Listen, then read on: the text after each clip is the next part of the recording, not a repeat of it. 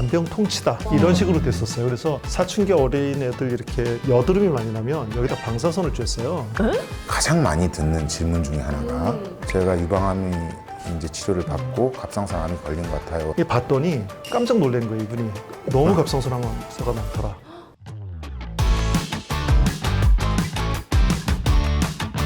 여러분 안녕하세요. 오늘도 역시 갑상선 브라더스의 빅브라더 장항석 교수님 그리고 영브라더 장호진 교수님 모셨습니다. 안녕하세요. 저희가 지난 시간까지는 갑상선에 생길 수 있는 질환에 대해서 많이 알아봤었는데요. 그래도 제일 궁금한 건 암이잖아요. 그래서 오늘은 드디어 저희가 갑상선 암에 대해서 배워보는데요. 저희가 좀 다른 얘기를 많이 해서 언제 갑상선 암 얘기하는 거야 하면서 걱정을 하셨을 것 같아요. 사실 그 동안의 이야기는 전반적인 이해를 많이 돕기 위해서 했던 이야기고 하지만 그 내용도 또다시 이제 우리가 또 복습을 할 필요는 있습니다. 역시 예습만큼 중요한 건 복습이라고 저희가 쭉 복습을 해나가는 게 중요하겠죠?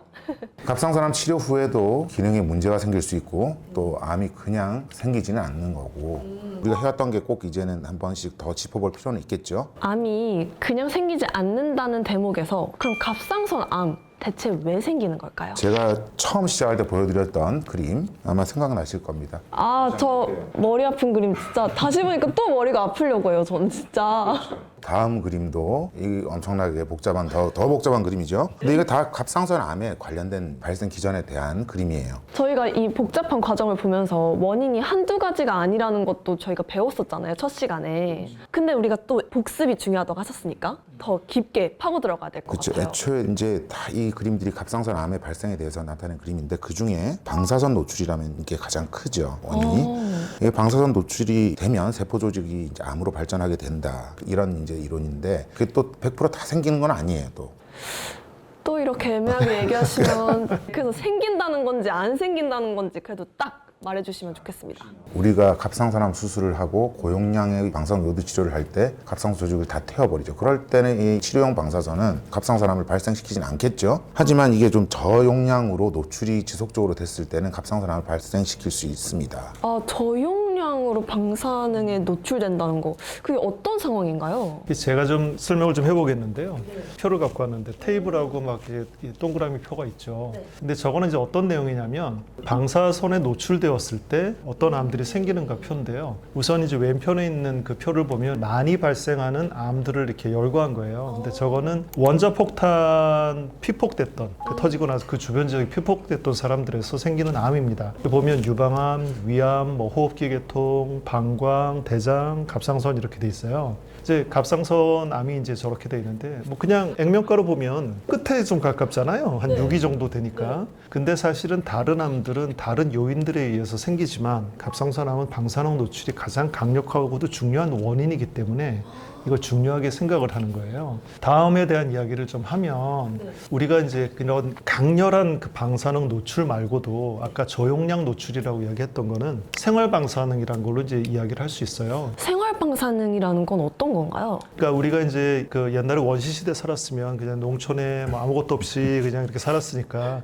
우라늄 묻혀 있는 지역에 살지 않으면 방사능에 노출될 일은 없는데 우리가 쓰고 있는 모든 전자장비 기기들에서는 필연적으로 이런 노출이 좀 될 수밖에 없어요. 그걸 생활 방사능이라고 합니다. 그래서 이 표에 이제 보면 첫 번째 동그라미가 어떤 표냐면 여기서 이제 여러 가지 우리가 자연에서 노출될 수 있는 것들을 이용했는데 저기 이제 동그라미 저 빨간 칠한 게 man-made. 그러니까 사람들이 만들어서 노출된 것들은 어떤 게 있나 하고 이제 살펴보면 사실 저 전체 포션에서 그렇게 크지 않죠. 사람이 만든 거는. 근데 그 아래쪽을 이제 분석을 해보면 결국은 제일 많은 건 우리가 의료기기에서 노출되는 게 저 부분에서 많은데 실제로 우리가 생활하면서 노출될 수 있는 방사능 중엔 그렇게 많지는 않다는 이야기예요. 그걸 라돈? 제가 어디서 많이 들어본 것 같아요. 어떤 거지, 라돈? 라돈은 저희 어릴 때만 해도 목욕탕에 라돈탕 이런 게 이제 있었는데 지금 생각해보면 굉장히 어이없는 그런 탕이 있었는데 물론 그냥 우리가 그냥 물을 데워서 그냥 해놓고 라돈탕이라 이름 붙였을 그럴 걸로 상상은 되지만 하여튼 그때는 라돈이라는 게 몸에 좋다고 생각하고 그런 탕이 있었던 적도 있었습니다. 저도 무슨 가구에 라돈이 들어있어서 폐기됐다 이런 얘기는 들어본 적이 있었던 것 같아요. 침대. 근데 한동안 문제가 됐었죠. 사실은 위험한데 그걸 인식하지 못했다는 게 문제인 거죠. 거죠. 근데 이제 또 방사능 노출에 대해서 우리가 이야기를 하다 보다 보면 아까 장원 선생님이 라돈탕 얼마나 무식한 이야기냐 그랬는데 의학에도 있었어요. 그런 이야기는. 의학에는 어떤 거냐면 방사선이라는 게 처음 발견되고 굉장히 신기했잖아요. 근데 방사선 치료를 해보니까 이제 뭐 만병통치다. 이런 식으로 됐었어요. 그래서 사춘기 어린 애들 이렇게 여드름이 많이 나면 여기다 방사선을 쬐어요. 근데 좀 듣기만 해도 조금 쉽지 않은 느낌인데. 저도 처음 듣는 이야기인데. 역사는 그렇습니다. 근데 그때 효과가 되게 좋았대요. 애들 피부가 맨질맨질해졌대 다. 저도 지금 당장 받고 싶은데요. 근데 실제로 근데 처음 좋다고 생각을 했지만 그런 후유증들이 굉장히 많이 생겼고 침샘이나 이런 비강내, 구강내 이런 데 암들도 생겼고 또 하나는 갑상선암이 그렇게 많이 생겼어요. 그러니까 이제 의학도 그런 무식한 짓을 많이 했었다는 거죠. 그렇게 방사선을 쬐 후에 갑상선 암이 생겼다는 거네요? 그렇죠. 그럼 정말로 갑상선 암은 방사능 노출에 의해서 생기는 일이 굉장히 많군요. 그러니까 그 빈도가 지금 제일 높을 것으로 생각을 하고 있는데 어떤 병에 구구절절히 말이 많다. 원인에 대해서 말이 많다 하면 결정적인 한 가지를 모른다는 말하고 똑같겠죠. 자, 그런 현재 상태라고 보면 되겠습니다. 그럼 방사능에 대해서는 이쯤 하고 그리고 갑상선 암은 여성에게 되게 많이 나타나는 것 같아요. 그 원인은 무엇일까요? 이 아직은 모르는 거지 사실은. 근데 여성 호르몬이 어떤 역할을 할 것이라고 짐작은 할 수는 있으나 정확하게 어떤 메커니즘으로 이게 갑상선에 어떤 영향을 미칠 것이다 라고는 알 수가 없습니다. 제가 들었을 때 유방암이 있으신 분들이 갑상선 암이 생기기가 쉽다 이런 얘기도 전 들었어요. 사실인가요? 가장 많이 듣는 질문 중에 하나가 제가 유방암이 이제 치료를 받고 갑상선암이 걸린 것 같아요 라고 말씀을 하시는데 결론적으로 아무런 관계가 없습니다. 근데 그런 논문이 굉장히 상당수 있지 않나요? 예, 그렇죠. 근데 이제 갑상선암도 여성에 많이 생기는 암이에요. 유방암도 남성에 없지는 않습니다. 근데 있는데 압도적으로 여성이 많다 보니까 그런 착시 효과가 있는 거예요.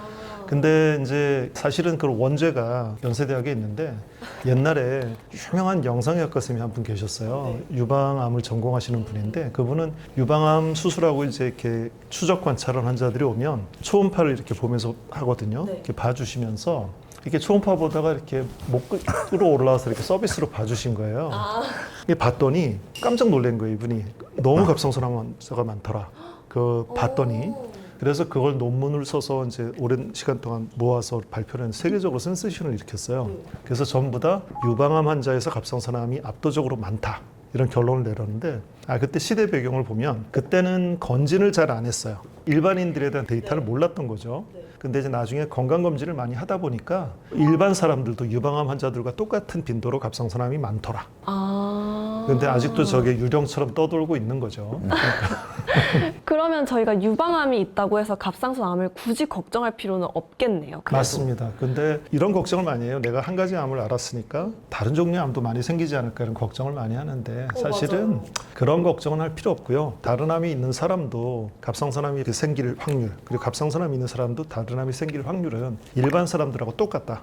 이렇게 생각하시면 돼요. 일반 사람들과 똑같다는 말씀에서 갑자기 떠올랐는데 그렇다면 암이 잘 생기는 체질인 사람도 혹시 있지는 않을까요?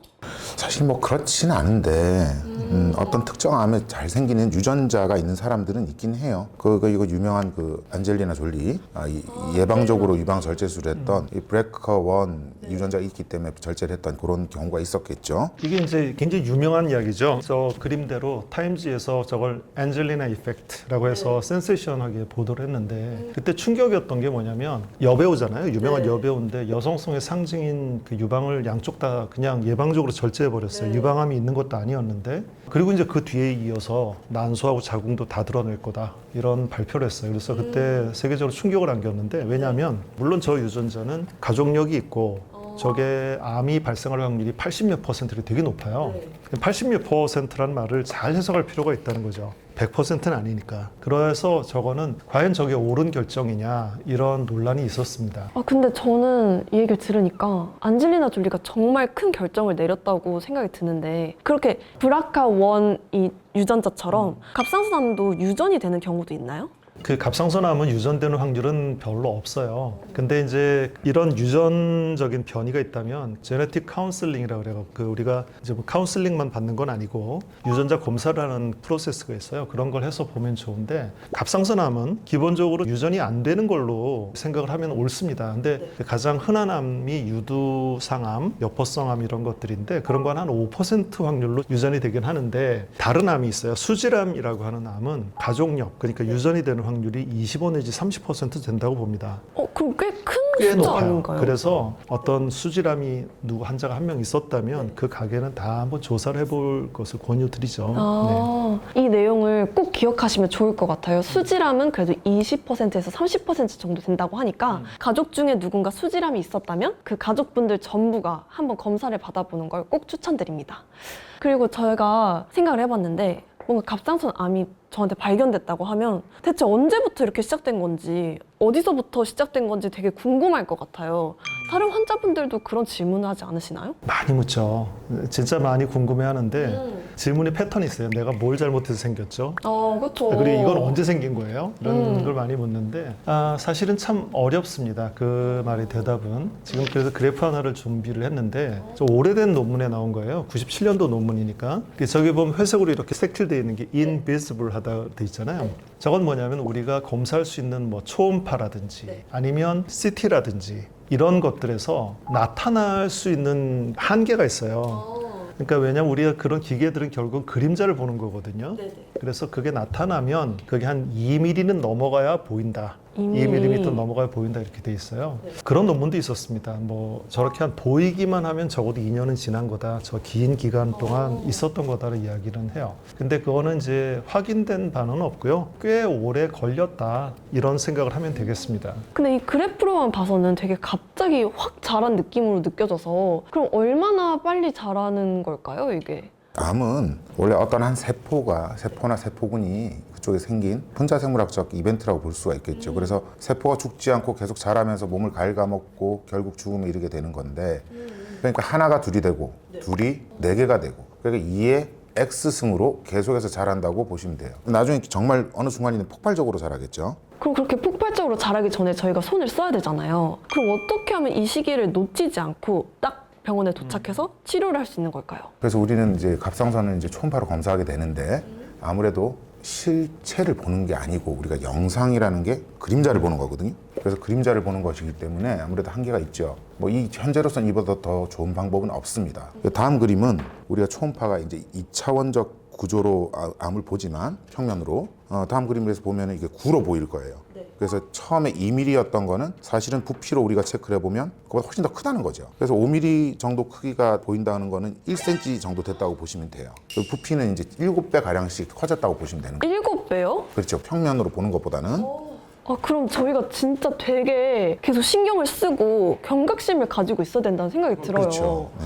그럼 저희가 셀프 체크 리스트로 뭔가 체크할 수 있는 거는 없을까요? 네, 그 우리 채널의 특징인데 이번에는 그런 게 좀 어렵고요. 한번 우리가 여태까지 말한 걸 정리해 볼 필요는 있겠어요. 그래서 방사능에 노출된 과거력이 있으면 이게 갑상선암의 주요 원인이니까 조심을 하고 경각심을 갖고 있어야겠다. 갑상선암은 유전되지 않는다. 그러니까 괜히 이제 자기가 걸렸을 때 우리 애들한테 물려줬을까 이런 죄책감을 가질 필요는 없고요. 그러나 수질암이라고 하는 거는 꽤 높은 확률로 유전이 될 수 있으니까 그 부분에 대해서는 신경을 쓰자. 그리고 한 종류의 암이 있다고 해서 다른 종류의 암이 더 잘 생기는 것은 아니다. 갑상선암에서 다른 암, 다른 암에서 뭐 갑상선암 둘 다 마찬가지다. 그리고 여성들에서 갑상선암의 빈도가 높긴 하지만 여성 호르몬과 갑상선암은 서로 상관이 없어요. 그래서 뭐 어떤 분들은 이제 폐경 후에 증상이 너무 심하고 이제 골다공증이 심하고 그래서 여성 호르몬을 써야 되는 사람도 있거든요. 근데 그런 분들이 막 갑상선암 걱정을 할 필요는 없다는 거예요. 그리고 이제 조그만 게 있더라도 이 혹이 혹은 암이 자꾸 자라는 것 같다. 그러면 빨리빨리 전문가와 상의를 하자. 이렇게 하면 되겠어요. 저희가 오늘은 갑상선암의 원인과 그리고 유전 그런 거에 포커스를 맞춰서 얘기를 했지만 갑상선암의 다른 점도 좀 더 알고 치료에 대해서 파보는 게 좋을 것 같아요. 저희가 다음 시간에는 갑상선암의 전반적 내용에 대해서 알아보겠습니다. 기초가 단단하면 지식을 쌓을 때도 굳건하게 버틸 수 있겠죠? 우리가 지금 시멘트 치고 있는 거예요. 오늘도 두 분 고생 많으셨고요. 저희는 다음 시간에 뵙도록 하겠습니다. 감사합니다. 네, 감사합니다. 네.